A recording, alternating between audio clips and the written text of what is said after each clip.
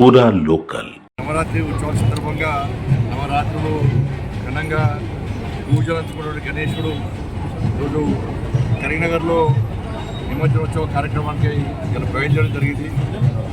అన్ని రకాలుగా ఏర్పాటు కూడా పూర్తి చేయడం జరిగింది. గత 79 సంవత్సరాలుగా కరీంనగర్లో వినాయక చవితి నవ సర్కిల్ దగ్గరికి పాత బజార్ గణేష్ 79 సంవత్సరాలుగా నెంబర్ 1 వినాయకుడు. ఆ విఘ్నేశ్వరుడికి పూజ చేసిన అనంతరం మిగతా గణేశులు అన్నీ కూడా ఇవాళ వినాయక చవితి నిమజ్జనోత్సవానికి పోవడం ఆనవాయితీ వస్తున్నది. దానిలో బాగానే ఈరోజు పూజలు జరిగింది.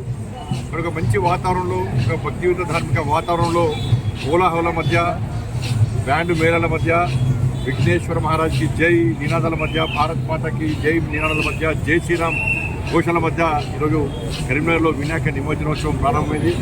అందరూ ప్రశాంతమైన వాతావరణంలో ఈ నిమజ్జనోత్సవం జరుపుకుంటున్నారు. ఎక్కడ ఎలాంటి పుకారు నమ్మకుండా, తప్పు ఆలోచన లేకుండా ఇదే పద్ధతిలో, ఇదే భక్తియుత ధార్మిక వాతావరణంలో, ప్రశాంతమైన వాతావరణంలో, సంతోషకరమైన వాతావరణంలో ఈ గణేష్ నిమజ్జనోత్సవాన్ని జరుపుకోవాల్సిందిగా అందరికీ విజ్ఞప్తి చేస్తూ, దయచేసి తప్పుడు ప్రచారాలు నమ్మకండి, అధికారులకు సహకరించండి. మీకు ఏమైనా ఇబ్బంది ఉంటే వెంటనే సమాచారం ఇచ్చే ప్రయత్నం చేయండి. మేమందరం కూడా కవర్ సెట్లో ఉంటున్నాం.